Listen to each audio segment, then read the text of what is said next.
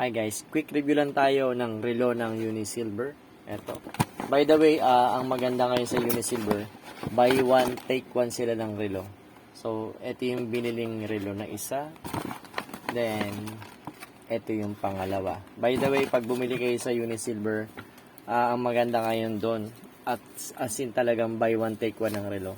So, may paano rin sila, may libre ding pitaka. At ito yung nakuwang relo namin sa Unisilver. So, ano siya? Yan. Diba ang ganda niya, oh. Yung dito niya, actually sa review ko, hindi naman siya 100% na silver talaga yung ano niya. Ganun pa rin naman, standard. Aluminum pa rin yung dito niya. Pero yung dito, masasabi ko, ito, legit na ito. Silver, Unisilver to. Silver to. Tapos yung ito, yung dito sa ano niya, pinaka-adjustan niya, silver din. Tapos ang maganda rito, yung ano niya, umiilaw din yung kamay niya. Patay natin yung ilaw. Ano. Ganda. Tapos ang ano rito, ang libre niya, meron siyang libre na minimalist na relo.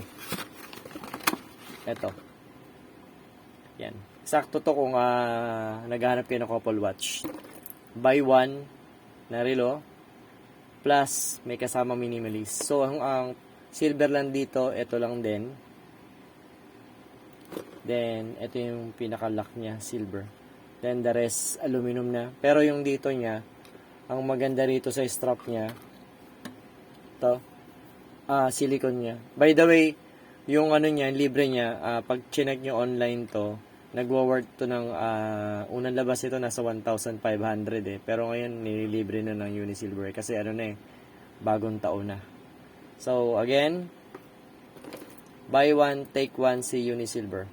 At yun lang, see you again in my next vlog. Bye, and God bless.